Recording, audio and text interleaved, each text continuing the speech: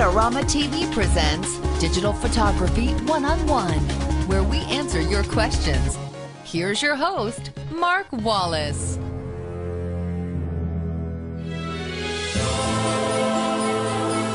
Welcome to this episode of Adorama TV. Well, that's right, it's our Halloween special, and we know trick-or-treating is just around the corner, and we've seen a lot of people writing in asking how they can shoot their kids while they're out doing the great trick-or-treating festivities. Well, we're going to go on location with a couple of little cute kids and show you exactly how you can get great pictures at night using your camera and a built-in or on-camera flash. Well, here we are on location with my good buddies here. Here's Sean and Elijah, and they are very scary, ready to go trick-or-treating for Halloween. And I'm going to show you how to take pictures. These aren't my kids, but we have them on loan for this video shoot, which I think is a lot of fun. You guys want to say hi? No? Okay. Terrifying. So what we're going to do is we're going to talk about how this camera is set up. Now, you can do this with all kinds of different cameras. And the first thing that I've done on this camera is I have set it to my shutter priority mode. And the reason for that, I know you're probably thinking, wait a second, I should set my camera to aperture priority mode and open up my aperture because it's really dark outside and that'll let in a lot of light. Well, that's true, but the problem with that is your shutter is going to be really, really slow, and so all of your cool trick-or-treat photos are going to be all blurry. So we don't want that. So what I'm going to do is I'm going to put this on shutter priority mode, and then I'm going to set my shutter speed to a 60th of a second. Now, I know what you're thinking now is there's no way at night you're going to have enough light to shoot at a 60th of a second.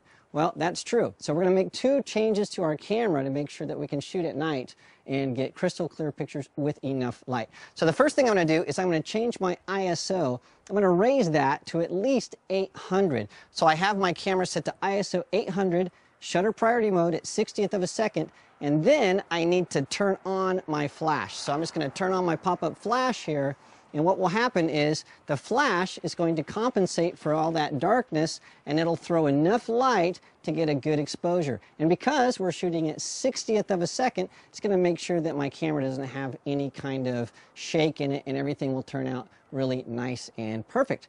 Now, the other thing I want to do is I want to make sure that my autofocus is set up so that I can snap some shots. Now, I don't know if you've noticed, but kids tend to move a lot. And so what we're going to do is we're going to put our focus mode on one shot or single focus. Now, again, you're probably thinking that is totally counterintuitive. I'm thinking I need to be on continuous focus mode. Well, normally, that's what you would want to do if you're shooting kiddos that are moving or sports or something, but we're shooting at night. And so when you're shooting with continuous focus mode, you don't get any autofocus assist beams from your flash. Well, in one shot or single shot mode, you do. And so let me show you what happens. When it's really dark out here, we got these guys moving around. My gosh, your head is falling off. Ah! Okay, what will happen is when I try to take a shot, this flash is going to say not enough light, and it's going to start pulsing light, and that will help the camera focus.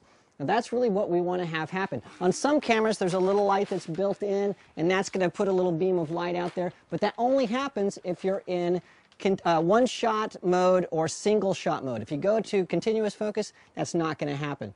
So once again, our flash is on. Our ISO is at 800. We're in shutter priority mode at 60th of a second, ISO 800. The last thing we need to do is the autofocus point on your camera. You're going to use the one that's dead center because that's the very, very fastest one, and you need